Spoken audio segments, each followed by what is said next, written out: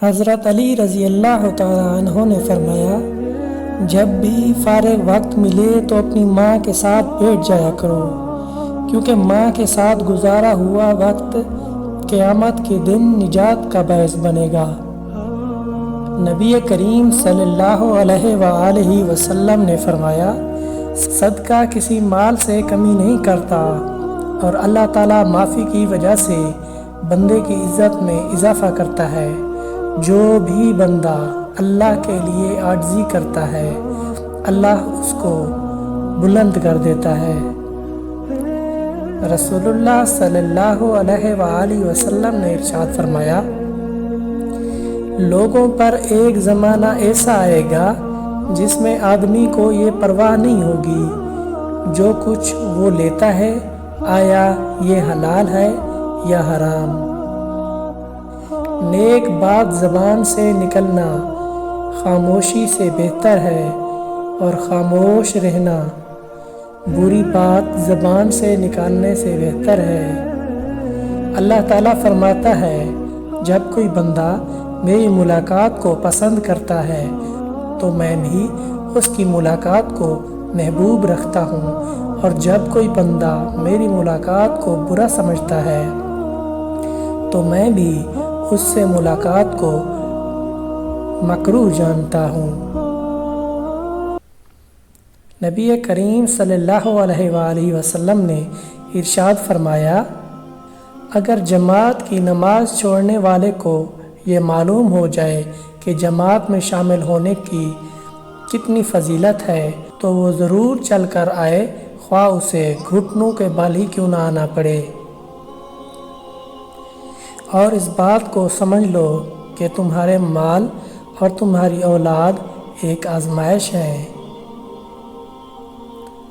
رسول اللہ صلی اللہ علیہ وآلہ وسلم نے ارشاد فرمایا، 4 شخص ایسے ہیں جنہیں اللہ تعالیٰ جنت میں داخل نہ کرے گا اور نہ ہی اس کی نعمتیں چکھائے گا۔ ایک وہ جو شراب کا عادی ہو، دوسرا وہ جو سود کھاتا ہو، تیسرا وہ جو ماں باپ کی نافرمانی کرتا ہو، چوتھا وہ جو ناحق یتیم کا مال کھانے والا ہو۔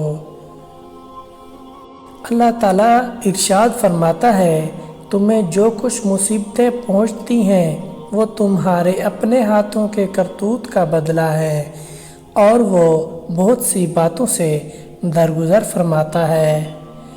رسول اللہ صلی اللہ علیہ وآلہ وسلم نے ارشاد فرمایا، جب تم بستر پر پہنچو اور آیت الکرسی پڑھ لو تو اللہ تعالیٰ کی طرف سے ایک محافظ مقرر کر دیا جاتا ہے، اور شیطان صبح تک تمہارے قریب تک نہیں آ سکے گا۔ کچھ لوگ دولت پہ ناز کرتے ہیں، کچھ صورت پہ ناز کرتے ہیں، جن کے ہاتھوں میں دامن مصطفیٰ ہو وہ امتی ہونے پر ناز کرتے ہیں۔ ٹوٹی ہوئی چیز جڑ کر پہلے جیسی نہیں بن جاتی، کچھ بھی توڑنے سے پہلے بس اتنا لازمی یاد رکھیے۔ حضرت علی رضی اللہ تعالیٰ عنہ نے فرمایا، تمہارے منہ سے نکلی ہوئی ایک گالی چاہے مذاق میں دی ہو یا غصے میں، تمہاری قبر میں ایک ایسا بچھو پیدا کر دیتی ہے جس کے ایک مرتبہ کاٹنے سے انسان 70 ہاتھ زمین میں دھس جاتا ہے۔ استغفر اللہ۔ الفاظ ہی سب کچھ ہوتے ہیں، دل جیت بھی لیتے ہیں، دل چیر بھی دیتے ہیں۔